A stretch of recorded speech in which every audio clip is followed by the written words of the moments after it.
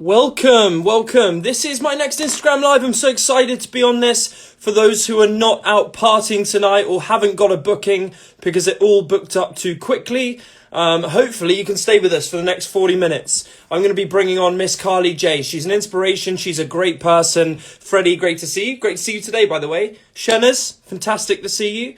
I'm about to get Miss Carly J on. She featured on my podcast recently with Lauren White.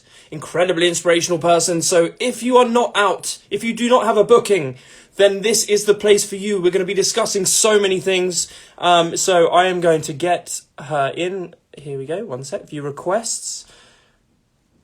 Okay. See you. Jazz Mills. Hello. Good to see you. Shanaz. Oi, oi. This should be and will be fun for a few minutes. Miss Carly J, how are you? Hey! How's it going? I'm good. How are you? I am positive, upbeat, excited to talk to you. I've just announced to a few people online just before you came on that you came on the podcast, and that was awesome. And that's releasing in the next 2 or 3 weeks. So excited to actually speak face to face, because we've actually never seen each other face to face. How are you? Well, it's like this world at the moment. It suits the lifestyle of everything being on Zoom and telephone and video. So, yes, I am very, very good. So, thank you for having me. Yeah, well, no problem. Thank you for coming on. Well, I suppose the first thing is, obviously, those who follow you know all about your incredible journey. I mean, when you spoke to me on the podcast with Lauren, we were just sort of blown away. And I know she knows you well, but I was blown away by the story and how you've come to realize your purpose. So why don't we start at the very beginning and discuss young Miss Carly J, back when you were a little baby? Okay. Well, wow, there's a lot to talk about. And I feel like whenever I tell my story, it does have to go back to the very beginning. So for anyone that doesn't know me, I'm obviously Australian. I grew up in Australia. I was your typical Aussie girl. But growing up in Australia, I was really obese. Since a bubby, like since a child, I was always really big. And it never bothered me. I was always told, you're big boned. That's how you are. It's hereditary. Big is beautiful. So like the word fat never offended me. Someone could have walked up to my face and said it as a child, and I would have been like, yeah, and what? Like, that was me. So I was a really confident girl. I was big my entire life. I obviously grew up in a family that loved food. My whole family is in the food business. So everything about me was surrounded by that. I was a really big child, really big teenager. I got into my late teenage years and I was huge. I mean, I was probably 3 or 4 times the size of a normal, or say normal, whatever is normal back then. So as I got into my 20s, I was still like, okay, I'm big. This is how I am. I went about life as a pretty confident person. I did like sports and that, but I loved food as well, obviously. But I was full of adventure. I wanted to explore. I wanted to enjoy life. And so I went backpacking the world, and I traveled 25 countries in 7 months to get to the UK. So literally went backpacking, packed my life into one bag of clothes, and off I went. And I got to the UK, and when I got here, I got even bigger than I originally was, and I just kept going up and up a dress size, and it got to a point in my life where I was sort of getting these little subconscious thoughts to do something about my health. So it was never about the weight or who I was. It was to literally change my health. And I think I told you and Lauren about it on the podcast, but my trigger was that I woke up one morning and I felt paralyzed.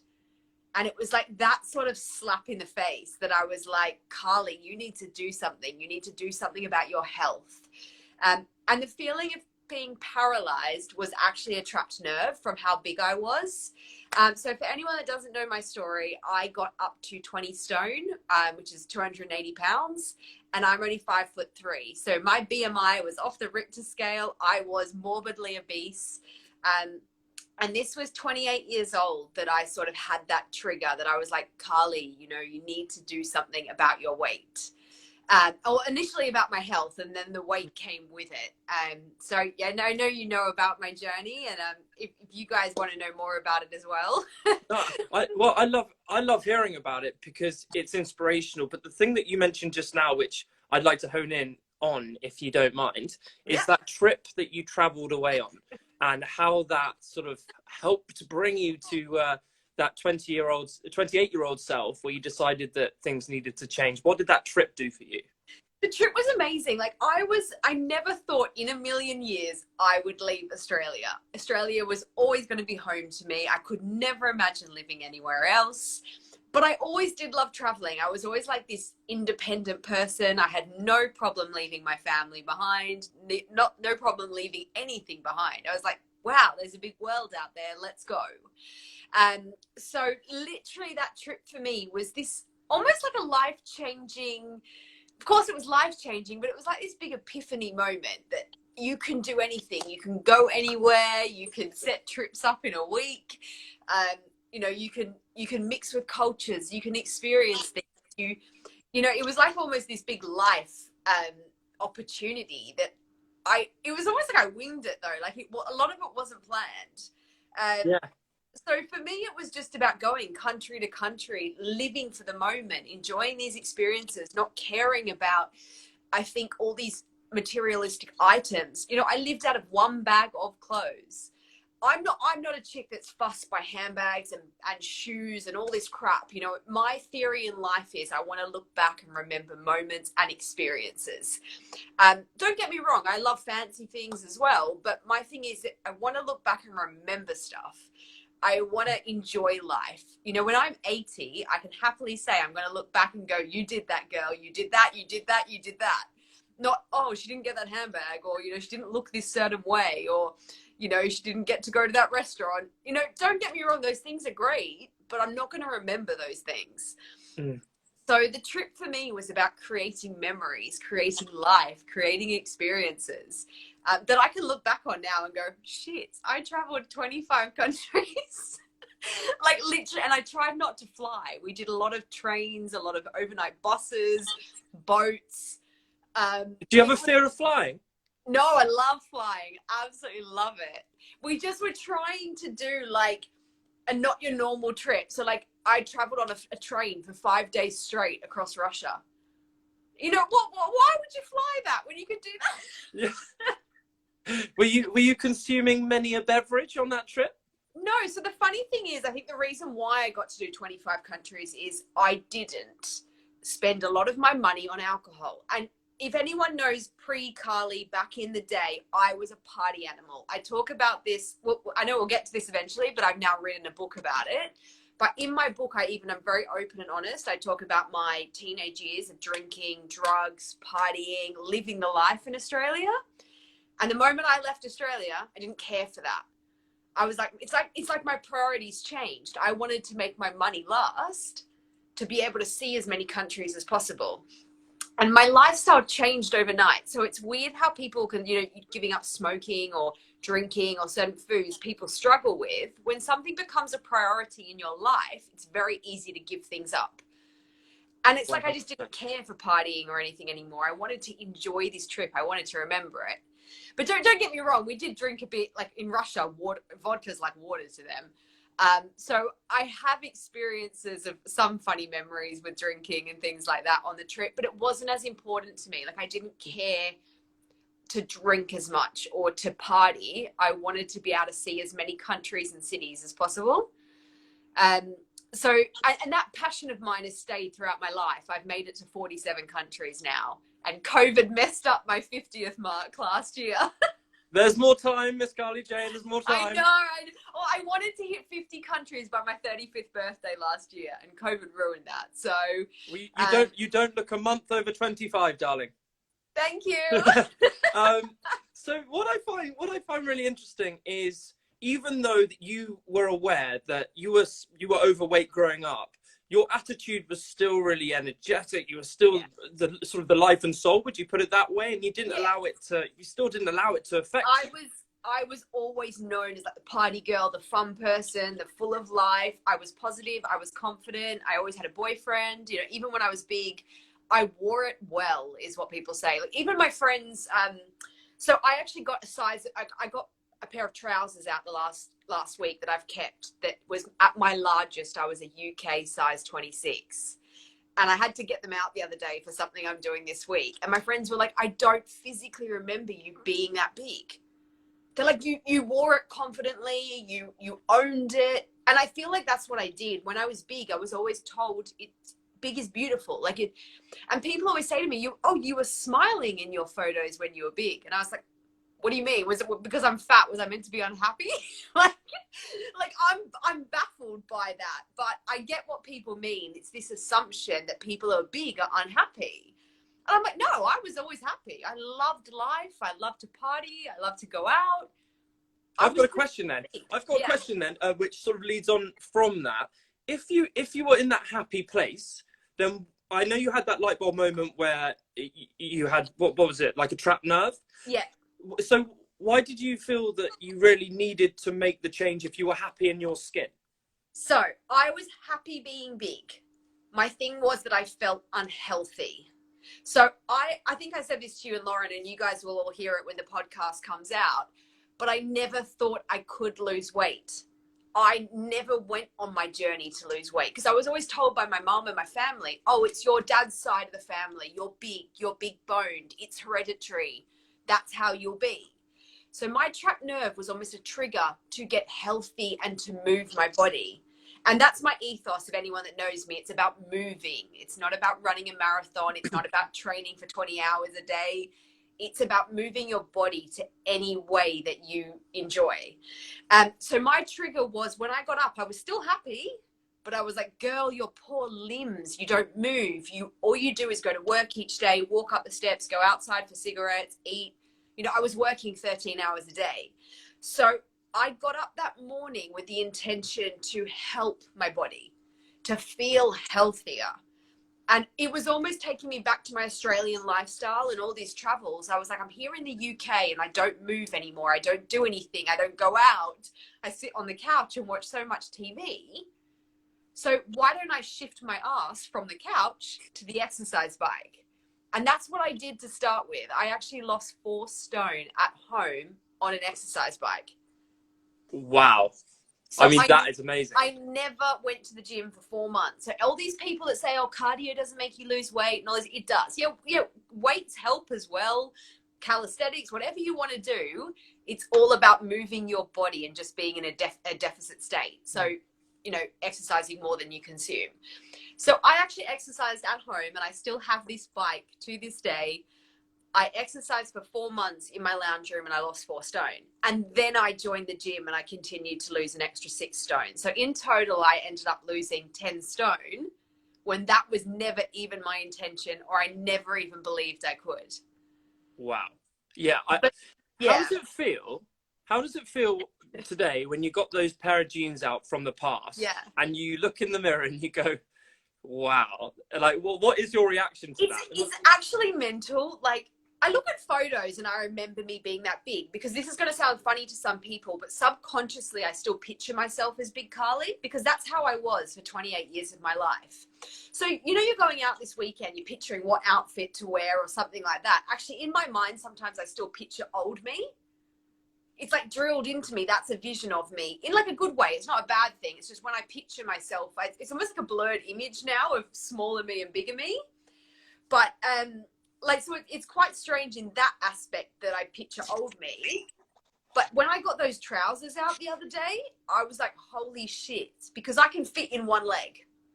So I'm like, wow, I don't physically remember being that big. Do you use that to hold yourself almost accountable, or just to remind you of the transformation that you made? Is it like, yeah.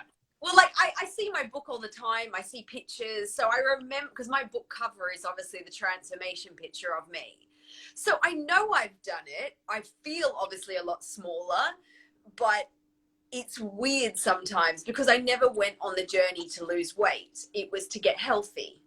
But 10 kilos down is when I actually once saw my reflection. And I was like, oh my God, you've lost weight. You've got collarbones. You've got cheekbones.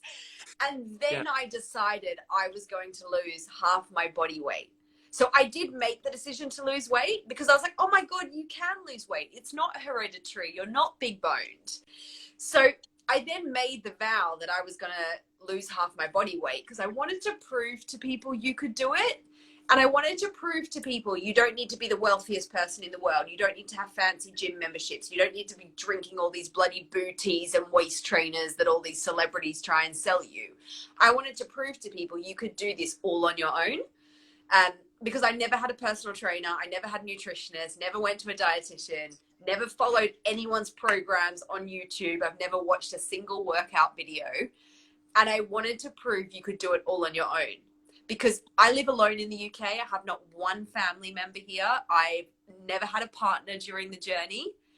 I've worked a normal job like any other person, like 50 hours a week. And I wanted to prove no matter what, you could do it. I mean, so that was my thing. So if I ended up, obviously, like, you know, I wrote the book about it. So I will show everyone who doesn't know my transformation. But oh yes, there she is. That was me. I've got a question. Okay, fine. I've got another question here then. Yeah. Because there are so many people who will either see this video later when they're a little bit hungover tomorrow, or whenever it might be. I think we're the only two people not out tonight. It's incredible. Yeah, there's so many people out in the UK because it's the first day out.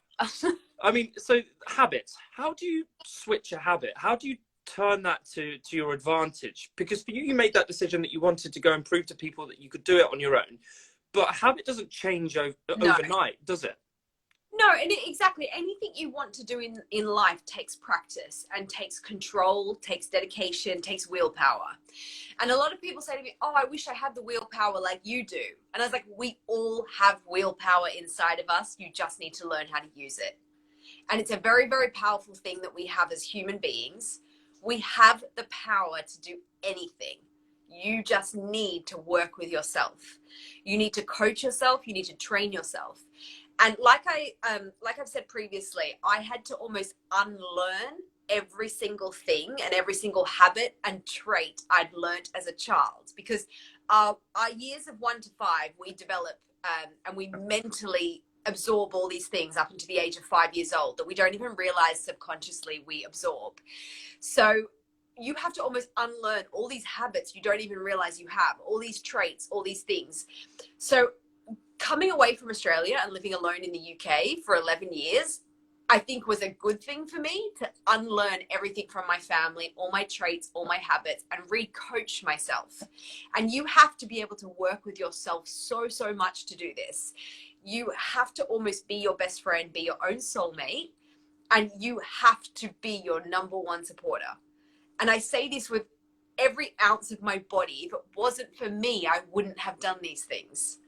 So I had to almost coach myself, train myself into new habits. And don't get angry at yourself if you don't do these things straight away. Don't hate on yourself. Don't diss yourself.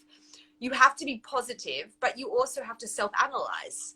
So coach yourself, be proud of yourself, but don't be like, oh, you can have a snack every day, or you can have a piece of cake or a whole cake every day. Go on, Carly. Like, there is things that you have to do, but not completely restricting yourself. So yeah, the whole habits thing, I literally had to work on.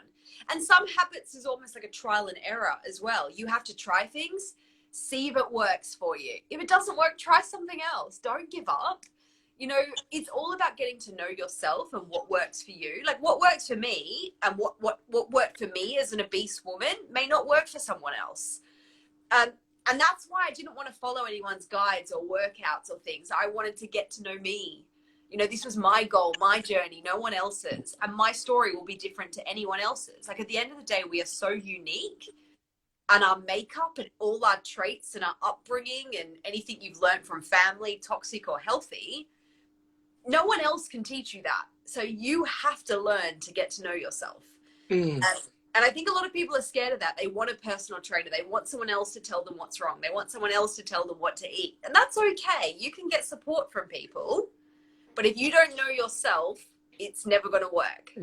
Yeah, you got to love yourself. You've got to find that place of happiness that comes from within and not sort of external validation. Like the one change for me was when I had to look at myself and the things that were going wrong in my life. Lots of it was because I couldn't control my mind well enough, and I didn't have enough self-worth.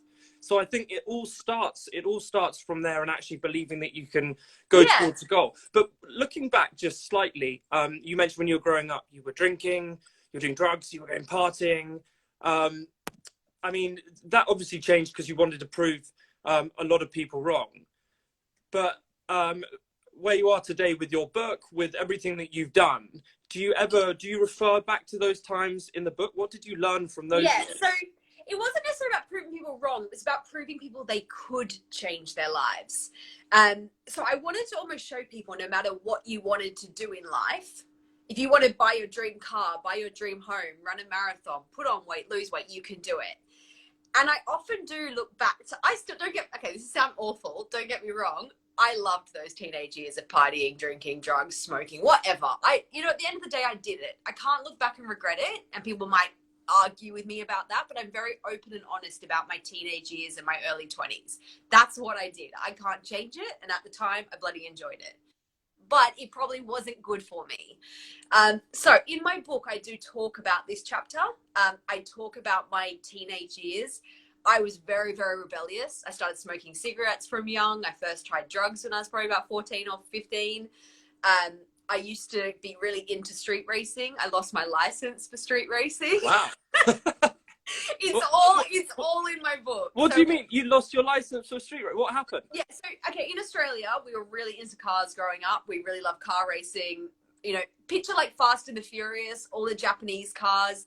I had a Nissan 200 SX with a turbo motor, an SR20 in it. I'm really into cars. So we used to go to like lots of illegal street races, like proper Fast and the Furious, picture, all the Japanese cars and everything like that. And we used to get, like, cops would come and arrest us. Oh my God. It's incredible. I was literally the most rebellious child. I did not care. Yeah. I wanted to live my life. I was enjoying my teenage years. I was partying. Yeah. We'd go out 3-4 nights a week to the clubs. Then we'd go out in our cars. Like, if anyone knows Sydney or a lot of the cities in Australia, cars were a really big thing in your late teens and early 20s. Like, it still is, but there's a lot more restrictions in Australia now for car racing. So yeah, I literally lost my license for street racing. I partied, and I think that's sort of why I got to this point of 24, and I was like, I need to do something with my life. Let's go traveling. I love it, because there are so many people who look back at their past and they have this sort of guilt at living life the way that they did, and they don't sort of look back fondly necessarily and think, no, actually, and that I was, will. yeah, I'll it's just look a period back in your on life. everything. Yeah. I literally love my life. I can't, of course there's going to be some things that go, oh, not really regret, but I could have done that differently, or I shouldn't have done that. But my life is still where I am today. Like, I didn't have the best it's awful to say I didn't have the best upbringing. I had some things in my childhood I probably would have changed, but I still wouldn't be who I am today. So I don't use it as a bad thing and say, oh, this happened to me, poor me, or, my parents were like this, or my dad was really strict. And, I don't almost dwell on shit, because I'm like, there's no point. I can't go back and change things. So for me, like, writing this book is like, yes, it's about weight loss, but there's so much in there about changing your life. And that's why I wrote this book. And I used my weight loss story to go, okay, this is weight loss and this is what I've done. But if you set your mind to anything, human beings are incredibly powerful. Like, if you want to change your life, do it. And so, like, if you look at my story of where I came from, this little kid in Australia, this chubby little fat kid that loved partying, loved going crazy. And now I feel like this old woman at 35 on the other side of the world that's just like, I have lived life.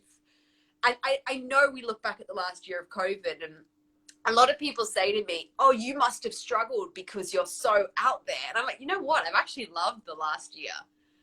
So no matter what life throws at you, you need to make the best out of your situation. And I've actually loved the last year. Yeah, I haven't been able to travel. Yeah, I haven't been able to do stuff. But I'm like, you know what? I look back and it hasn't bothered me. Because I'm so comfortable with myself and being my own friend and my own supporter. Yeah. I've loved it. Yeah, and you're celebrating everything about you. It's great. The energy coming through the screen. I'm sure the listeners just like, woo! It's fantastic. What was I going to say? Went off track there. People sometimes are nervous about changing and transforming their life because they're worried about the disconnect from their family and friends if they make a drastic decision. When you made the decision, did you have to sacrifice a few of your relationships in order to reach your goal? What was that Yeah. like? Yeah, so I think I changed friends a bit. I think if I was still in Australia with that group of friends, I probably would have changed friends completely, that partying lifestyle. And almost when I traveled, I did, or not lose them as such, but my life changed. I wasn't there in Australia partying with them. I was like this serious person going traveling. Then in the UK, I was in a big drinker here, going out with my friends. So when I stopped doing that, people are like, oh, why aren't you coming to the pub anymore? Why aren't you doing this? But there is a point when you grow up or you see what's important. Not everyone is going to come on your journey with you. Like I say, there's different levels. And as you level up, not everyone's going to come to those levels with you. And everyone's got different paths in life, and you don't have to take everyone along. For me, the true friends and people that matter are still in my life. Don't be scared to get rid of people, whether it be family or friends, if they are no longer good for you. Love High that. five. High five Love to that. Because I say this in the nicest way. By all means, if your family is supportive, of course, keep them around. But if people are toxic, including family members, don't be scared to distance yourself. You have to do what's right for you. Your happiness is what matters. So there's an element that you have to, you have to respect yourself enough to know when someone no longer serves you. And that's through bad energy, wasting time. Like, you could put that good energy and that good time into the people that do matter, into yourself. Yeah. So yeah, I would 100% say, don't be scared to lose people, and the right people will stay with you. And if you've got a good enough relationship with yourself, it won't matter who you lose. Oh my God, I completely relate with this. Like, the tribe that is meant for you will stay with you, will find you. And as long as you're living your authentic, vulnerable, wacky, flamboyant self, that is more than enough. Like, people just have this problem, this disposition. Problem's the wrong word. Disposition is the right word, where they don't feel worthy enough in their own mind, so they then attract toxic people towards them. And I'm always saying, just have to start looking at within what makes you happy, and then work that way out. You go, Carly. I was just going to say, I always say as well, if you've got too many things in your life, you haven't got space for the good things to come in. It's like a plane can't land on a busy runway. It needs space. So my thing as well is, if you've got too much toxic stuff in your life, you're not leaving any room for good stuff to come in. So there is an element that if you're focusing so much on all that bad stuff around you, you're just going to create more bad stuff. So sometimes analyzing your life and spring cleaning the people in it is a very, very good thing to do. I'm not saying, you can distance yourself from people. There's some people you don't want to get rid of and that, but stop saying yes to things. I think saying no to stuff is such a powerful thing. If you don't want to do something because you don't like that person, don't do it. I would rather sit at home by myself with my cat than go out and waste my time. I could never visit, by the way, because I think I've got a mild allergic problem with cats. That's what antihistamines are for. Don't worry. Well, if I die in the night, then that's absolutely fine. Get you an adrenaline pen. Law of attraction. Then you touched on it. I am a big advocate for attraction, energy, all of that sort of stuff. By the sounds of things, that's been a big part of your journey. Yeah, and funny enough, I didn't even know what it was called, but I feel like I've practiced this almost since a child. And my mum used to say I was like a wise old soul trapped in a kid's body. As I didn't even read The Secret or the whole law of attraction thing till only a couple of years ago. And I was like, wait, this makes so much sense about stuff that's happened in my life. Like, I was oblivious to what law of attraction was almost until recently. Like, not recently, like the last 6-7 years. But for me, it's a big thing that what you put out, you create and you get back. And I think it's a lot to do with your energy, your vibe, but also your subconscious thoughts. If you're always thinking bad, you know, you're always going to keep thinking of those things, and those things are going to have to, you know, keep coming to you. So if you're thinking about good things and you're practicing it and you're putting out good steps every day, so if there's something you want to get and you keep thinking, I'm never going to get it, I'm never going to get it, then of course you won't. But if there's something you want and every day you make small, tiny changes, then that's, you know, you'll keep getting those things each day. So for me, it's, and I've said this to you and Lauren before, you can have all the affirmations, all the prayers in the world, but you need to put some arse and effort behind those affirmations. You know, at the end of the day, what you want in life, you can say it, you can make all the visual boards, you know, vision boards, have all the photos around your house of what you want, but there's an element you have to practice it too. And you have to make steps every day towards your goals. And I guarantee doors will start opening for you. Like if you keep focusing on what you want in a good way, you'll see that. If you keep focusing on bad things, those things will keep happening too. So it takes a lot of effort to do it, and then to almost just like let it come naturally as well. Yeah, it's one of those things that's a skill. It's almost like a learned skill to you just have practice, get up every day, whether it's affirmations, whatever it is, meditation for some people, finding that route to start the day positively and then just going from there. I mean, that's been a big change for me. I've just taken my first qualification as a transformative life coach, and finished it yesterday. But I've just thank you. It's just a calling really from meeting people like yourself and Lauren. It's just inspirational to see how much change and how you can better people's lives in just by being your authentic self and by being honest with people. And I think that's what you represent so much to so many people. Is you're just yourself, high energy. You are who you are, and you're going to put it on the line. And that is me. Well, that's the thing. At the end of the day, we are all here. We have got one life to live. This is not a dress rehearsal. We're not coming back. So you need to always live your life. Like I want people to look back when they're 80 and go, wow, I had a bloody great life. Not look back and go, oh, I didn't do this, or I didn't do this, or I didn't go on this holiday because my friend didn't come, or I didn't do this. Like stop waiting for people to do stuff for you. Like there's an element you just have to live. And I don't know if COVID's proved that to anyone, but life can be taken so quickly. Energy can be taken, time can be taken. You can't get this stuff back. Like you need to put it out there. You need to go for whatever you want. Like if you want to move countries, go for it. If you want your dream job, do it. You know, if you want to lose weight, lose weight. You want to put on weight, put on weight.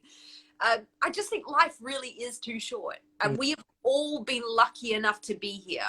I know some people don't have the confidence, or they don't have the self-belief, or some people are maybe not as positive and happy as I am, but there's an element that you are here, no matter who is listening this, no matter like who, you know, no matter who wants what in life, you are here. You are lucky to be here. You are a special individual person. We are all unique. So there's an element that you need to just love that and love your life and go after everything that you want. And like I was saying, when you get that mindset, the human being is a very powerful tool. Like we are amazing people when we want to be, and you really need to channel into that mindset. 100%. There's a famous line actually, if not now, when? And that is what drives me every single time I feel something. I'm like, if not now, when? Do it. Say yes, say yes. Obviously, if that's go out till 5 a.m, I might say no. I like my sleep too much. Exactly. But okay, fine. For those people on the call who may be in a position where they're 50-50 about going for something, it might be a weight loss journey, it might be another goal. What is the first step for those people to just make the move, make the step in the right direction? Okay, this is like the number one question I get. Stop making it so goddamn complicated. Get up and move. Like for me, no matter what your goal is, everyone sits there and goes, I don't know how to start. Or I just need to ask this person what they did. Or I just need to ask this person for advice. Or, oh, I just need to write it down. Or, you know, they want to complicate the start. So let's say it's something to do with physical exercise. If you want to lose weight, get up tomorrow and do 15 minutes. You've started. Well done. Go again the next day. I think people try to really complicate things as a procrastination tool. Oh, I just need to do this, or I just need to get this to do it, or I just need to ask this person something. No, you don't. You have everything you need to start. And it's like, how did we learn to walk? We got up and we put one foot in front of the other. So for me, it's a big thing about people sometimes over procrastinate the starting. The starting thing is almost like minuscule in your actual thing. Like, the process of thinking to start is fantastic. Getting up and doing 5 minutes towards your task is day one. Day two, do 10 minutes towards your task. You know, day three, do 15 minutes. I think people want results instantly. So they think almost to start any goal has to be a huge, big thing. No, it doesn't. You know, once you've started, you'll feel proud, you'll get endorphins, you'll feel good. Oh my God, I did it. I did day one. And that will spur you on to do day two. That spurs you on to keep going to day three. And it starts to become a habit. It starts to become a good cycle where you feel good. But don't overdo it. In the first week or two, I always say to people, you don't have to go to the gym for 2 hours and slog it out with your friend because that's what they want to do. If half an hour of walking makes you feel good, do that for the first week. Second week, maybe go for 40 minutes. Maybe try adding something else to your routine. Maybe eat better tomorrow. You know, this is my thing, that people really overcomplicate the first step, or like the first thing that they have to do. I think that applies to any goal. I think people, I don't know about people who are listening to this call, but so many people fear change. Yeah, I mean, exactly. and you're like, where's the fear coming from? Where does people's fear come from? If it is as simple as you're saying it is, why are they not doing it? I think change scares people because they don't know the outcome. They don't know if they're going to be successful at it. Or do I do that? What if I'm not good at it? Like, I have had people say to me they often don't do things because they know they're not going to be good at it. But how do you know? If you already think you're going to be bad at something, then you will be. But if you go in that with the thought of, if I try to change and at least make the attempt, I am learning something. I'm teaching myself something. I'm learning about myself. I'm learning, does this work for me? Does this not work for me? So I think people fear change as well because people associate change with hate or with dislike. In this world, if you want to change, you don't have to hate yourself. I loved myself big, but I still wanted to change to be better. I wanted to be healthier. I knew I could enjoy more life. I knew I could have a better quality of life. You know, I knew that my health in my 30s, despite me feeling healthy, would affect me later on in life.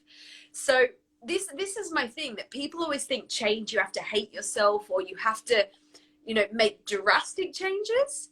But if you look at change as an opportunity to grow, an opportunity to challenge yourself, an opportunity to be better, to do more, life is about changing. Why do you want to stay the same? You know, why do you want to be the same person you've been for years? You might have 30 years on this earth, you might have 60, you might have 80, you might have 100. Use them all. Change as much as you possibly can. Like, I don't want to be the same person. I want to see 50 versions of me. I want to see, as you know, what can I become? And celebrate them all as well. Enjoy the process. Yeah. Like, you know, life isn't all sunshine and roses, is it? Like, we're going to have bad days. Even the most successful people have, you know, bad days. And it's just about, I don't know, encountering those and being positive through them. But even even bad days, people say you survived all of your bad days so far. Like, even to me, bad days, yes, you can have the most horrible days where things go wrong, but the sun still rises tomorrow. You still get up tomorrow and get a chance to do something again. And I know there's horrible scenarios going on in the moment in the world with COVID and everything, but unfortunately, life is about evolving. Life is about being born. What are you doing in between? And unfortunately, passing. So make it everything you possibly can be. Like I said, it's not a dress rehearsal. We ain't coming back. We ain't doing it over. Make the most of it. So someone starts this goal then. Someone starts the goal. They've done the first 3 or 4 days. They get a little bit impatient because results haven't instantly shown. How do you teach discipline then? How do you teach consistency? Where does that come from? Yeah, so this is the thing. You have to remember what is important to you. And nothing is going to happen in 4 days. Let me tell you that. You may not even see results in a month. Yeah, but the point is, it's not just about what you physically see. It's about what you feel. Don't get me wrong. When I first started my journey, I never thought about losing weight. And I didn't really think about that. I was like, I'm just going to go on this journey. I just want to get healthy. So it was about how I felt.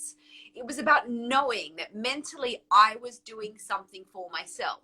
it wasn't about seeing results. It was about how I felt on the inside. And it was just about, it was almost about being better, treating myself well, treating myself with a sign of respect, you know? So you're not going to see results overnight. And I guarantee you, if you do any sort of fad or diet or thing, you're going to fail, because diets are try something for 3 weeks and fail. You know, at the end of the day, the whole process I went on was so much more valuable to me than doing a crash diet or getting weight loss surgery. Like, everything I learned to go from 20 stone down to 10, lose like 63 kilos, I lost a whole person. But what I gained in that time has made me who I am today. It's shown me I can achieve anything. So just because you aren't seeing results instantly, never give up. Like, you can't always see what you've planted. And you need to believe in yourself that everything you are doing is for a purpose. And you will see something, you will feel something, you will, you know, everything around you will change, but you need to be patient, and you need to keep at it no matter what. Not matter if no one's clapping for you, no matter if you don't see results, just know, as long as your goal is for a good purpose, whatever you are doing, you are helping yourself. And in the process, by doing it, you've helped thousands and thousands of people on their journeys. Well, I mean, how good? Well, this is the thing. I set out with the intention to do this for myself, to get healthy. And then I came up with the thing about wanting to lose half my body weight. And it was to show people, no matter if you want to lose 5 kilos, 50 kilos, 100 kilos, you can do it. And it's that thing of doing it for yourself, being patient with your body, teaching yourself, learning about your habits, learning about your bad traits, learning about your good traits. And I always thought, you know, if I could help one person change their life, didn't have to be about weight loss. My thing was, if my book could help someone achieve something in life, or give them the push to go, but maybe it's to go backpacking, maybe it's to travel, maybe it's to change careers. If I could help one person, I'd be satisfied, because it's just, to me, like, life is so exciting if you want it to be. But I feel we all get so stagnant. We get so, oh, we need help to do this. We need someone to come with us. And when you realize you've got yourself, like, to me, like, life just is so beautiful. Oh, I wish there were more people in the world who had that attitude. I mean, especially during COVID, there must be so many people who just need to hear this right now, who are struggling at home to come to terms with things. They may have been through a lot. How would someone who's not necessarily inherently positive, how do you teach them to be positive? And again, I think this also comes with practice. Like, you can't just say to someone, oh, be happy. Be positive, yeah. Be positive. I think you have to look for the small wins in life. And when you're chucked into life with any scenario, like take COVID, for example, you almost have to just make the most of whatever situation you're in. So for me, it's looking at the small things. Like, this might sound so corny to people, and people might say, oh my God, this woman's full of crap. But I genuinely get up each day and I'm thankful for my surroundings. I'm thankful for the home. I'm thankful for the paycheck I have. I'm thankful for my car. Gratitude. Exactly. Gratitude comes along. I look in my backyard and I'm happy to see trees, or I'm happy I can go out for a walk each day. Some people don't have those luxuries. So it's looking for the small things in your life that not everyone will have. You know, if people say to me, what's my most valuable possessions? I don't think about materialistic things. Like, I think about, you know, the air we breathe, the running water, the food I get to eat, kind of thing. And when you start to become thankful for the little things in life, the bigger things don't matter as much. And you start to see things in a lot more of a positive way. Like, I've got up every single day in COVID and got out for a walk and exercise. I don't think there's not one day I haven't done that. And it's more to enjoy the outdoors. I get to do this. Not I have to do this. I get to go out and see blue sky, or I get to see, you know, strangers walking past me and smiling, or I get to listen to this music while I'm walking. And it's just that little thing has kept me going each day. You know, or it's just like little things in life. I'm thankful to have a roof over my head. I'm thankful to be at home. And I don't have any family in the UK, and I live alone. So I know COVID has been a massive struggle for people that haven't seen family members. You know, I haven't seen a family member in 4 years. I don't live with a partner or anyone. I have a handful of good friends that live not so locally to me. Um, and I'm still thankful for that. You know, I think I've seen 3 friends this entire year because of it. Anyone who's not in the UK listening, we're pretty much still in a lockdown up until today. So I've seen like 3 people, apart from like my neighbors or people you pass on the street. Last year, I probably saw 6 or 7 people during the entire year. You know what comes to mind here though is so many people look at self-love and they think, oh, it's a bit self-centered. I've got to worry about X, Y, and Z. It's a bit egotistical. But my argument to people is it's the most selfless thing you can ever do to yourself is take care of number one. I know we've had this conversation, but the thing is, when you take care of number one, it is not selfish. Taking care of number one makes you then be able to take care of others. If you are depleted, you can't always give your best self. And this is what I think we've said before. Self-love does not mean you don't love others. Self-love is helping you love others. And I think this is where people get confused or say, oh, she loves herself, or she's vulnerable, oh, she's she's vain and things like that. I truly believe the more self-love you have, the more love you have to give. And so for me, you really do have to tune into loving yourself. That doesn't stop you loving others. And I think that's where the confusion comes. People are like, oh, she's so obsessed with herself, or she loves herself. It's like, no, I love myself so I can love others. So I appreciate things. So I'm also not depending on others for love or for affection or for, I feel like when you have enough self-love, you're not needing it from others, you're more wanting it. I want someone to love me as well, but I don't need someone to love me. Yeah. Because I give myself that. And there is a massive, massive difference, particularly right now when people are temporarily validated by 3 or 4 likes running in on Instagram plus or whatever it is. Like, social media has completely thrown this argument out of the water, hasn't it? I think social media can be a beautiful tool. It has been amazing. In terms of, like, for me, if I look back, I would not have been able to share my story with the world. Yeah. I wouldn't be able to connect with people all over the globe. Some of the people I have met, I'm so thankful for social media. But I think... As am I. Yes, exactly. But I think in the last 12 months, especially, Instagram has gone mental, or social media has. TikTok, Snapchat, these filters, everything. You need to take this stuff with a pinch of salt. I know there's a lot of Instagram police out there at the moment and say, you can't do this on Instagram, or these girls do this, or these filters. At the end of the day, we're smart adults. I don't look at a filter and go, oh my God, that's real life. I'm not going to be happy with myself because that's what they look like. It's a bloody filter. Like, we've got to start using our brains as well. Don't go so deep on Instagram. Like, I think people take things so for face value. Like, where has our minds gone? Where has our own thinking power gone? I don't know. Maybe it's my generation. I'm a bit older than some of these kids using TikTok and all this shit these days. But I don't see something on Instagram or TikTok in a filter and think that's bloody real life. Like, I'm kind of smart enough to know there's other stuff off Instagram, but it seems like people are really believing everything they see on social media. And I think we've gone into like this cult world of think for yourself. Like, I get people ask me questions. You could Google that shit. Like, there's a big wide world out there. Be open-minded to what you see on social media. Be open-minded to believe not everything you read is real. You know, I just feel like there's a bit of common sense that's gone out the window. I don't know. The world's gone completely nuts, isn't it? Yeah. It's ridiculous. But I don't know if it does come from the generation sort of below me that have grown up with social media and with phones. Like, I had a life before that. You know, the biggest bit of technology we used to have was like, you know, Game Boys and bloody shit like that back in the day. Like, so like Tamagotchis, growing an animal on a Snakes and ladders. But this is, I think some people have gone a bit, I don't know if maybe it's to do with parenting of this generation.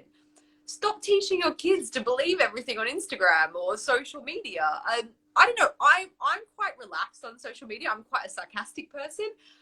I don't know if anyone follows me, my humor and stuff like that. Like, I get a bit overwhelmed with how much people think what you put up is real. Like, I get some really deep DMs to me sometimes about stuff. I'm like, chill out, mate. I didn't mean that.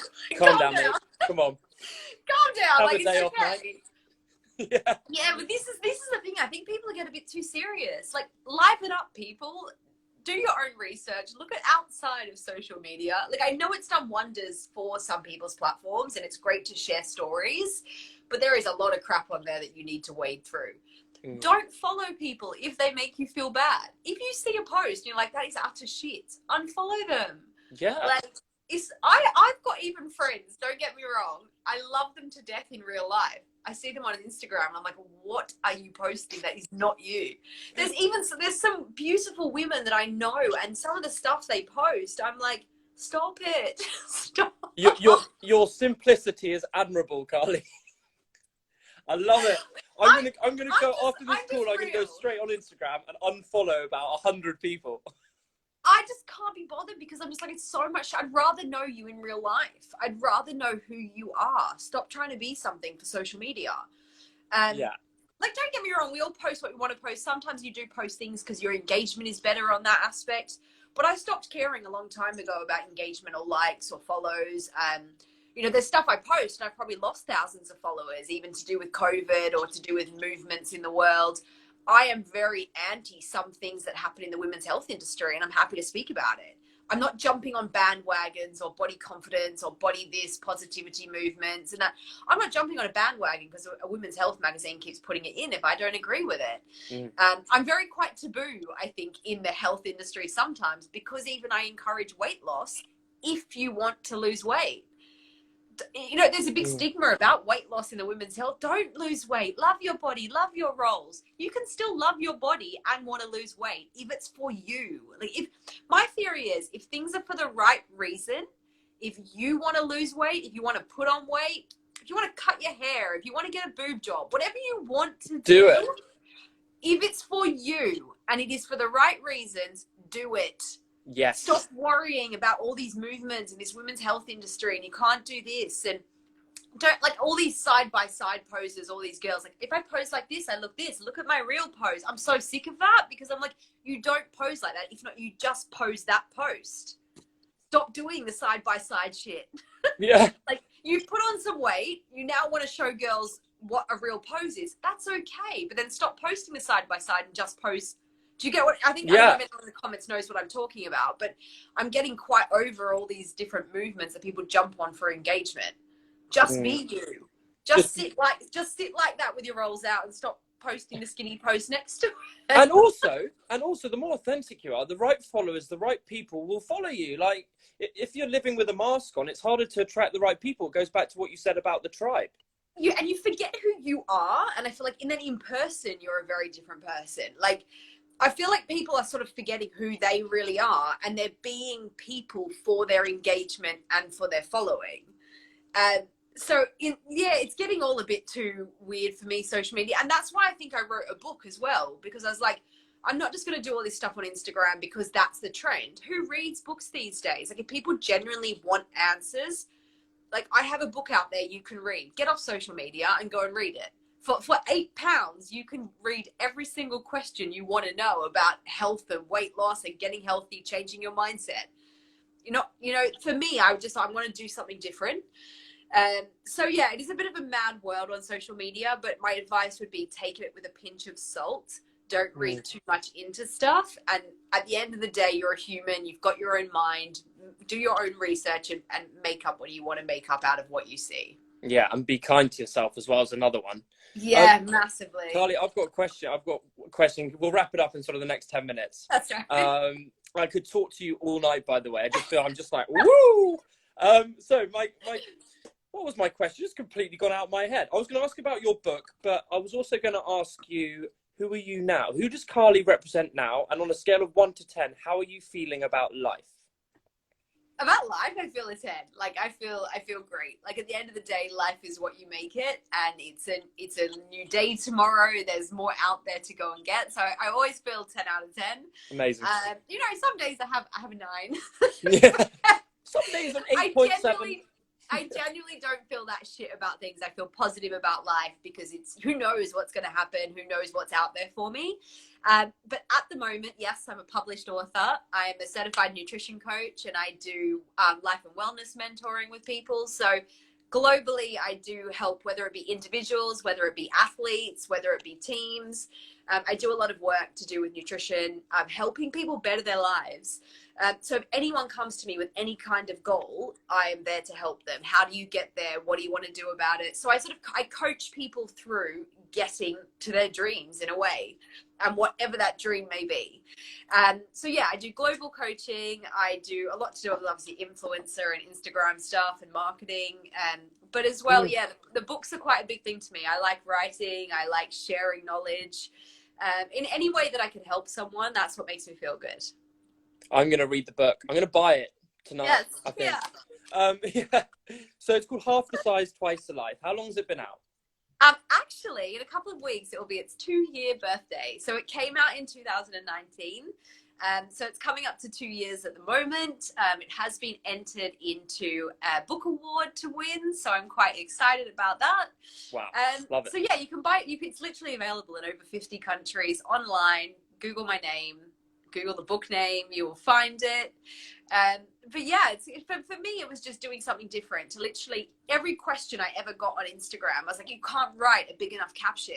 And someone the next day will ask me the exact same question. So I thought, why didn't I write a book about it? So literally every question I've ever been asked, it's in my book. About my childhood, about my teenage years, traveling, putting on the weight, losing the weight, loose skin, maintenance, food, people around you, dealing with others. Every single topic is in my book. Guys, buy the book.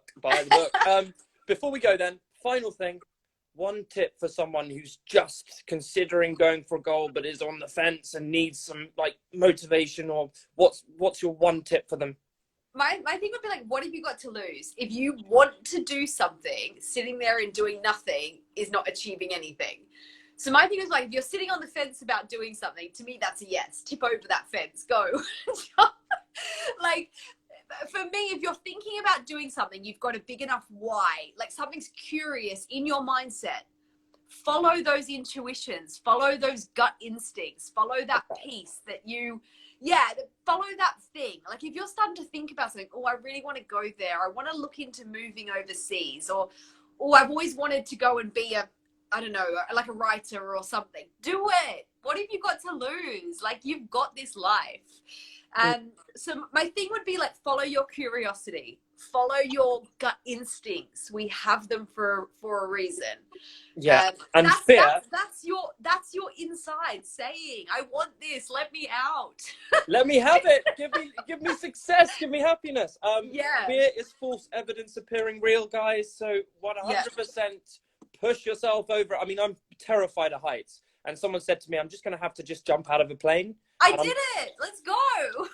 I'm for it. Well, you've already been to too many countries. I don't know where you'd go. I would go again. I love skydiving. It's the best fun I've ever had in my life. I'm so scared of heights, though. This is a fear thing. Go for it. It's a fear thing, but you keep telling yourself that. So every time you say it, your body believes it. So if you start saying, I'm not scared of heights, and start practicing things towards it, you'll like it. Okay, I'm going to do that. I'm going to get the book, firstly. You've got to stop saying it. Number one thing is you've got to stop saying things. Whenever you've got a fear of something, you've got to stop saying, I'm scared of this. Because then your body will be. Your body eavesdrops on every single thought that you have. I've got to practice what I preach and just jump out of a plane, basically. Just do it. It's so good. You'll love it. Carly, I've absolutely loved talking to you. What we're going to do is I'm going to share the video and also send it to you as well. Yes. If I've managed to get it to my camera roll. And then this is going to help so many people who are going through a slightly dark time at the moment to come out and achieve their goals. So I'm really excited for people to see it. Thank you so much for coming on. My pleasure. Thank you. And the podcast is coming out soon with Miss Carly J. So make sure you listen to that. It goes into more depth about her story. And you're an amazing person. I think I said it about 5 times in the story. I appreciate you. Lots of love. I appreciate you too. Thank you. Bye. Bye. See you later.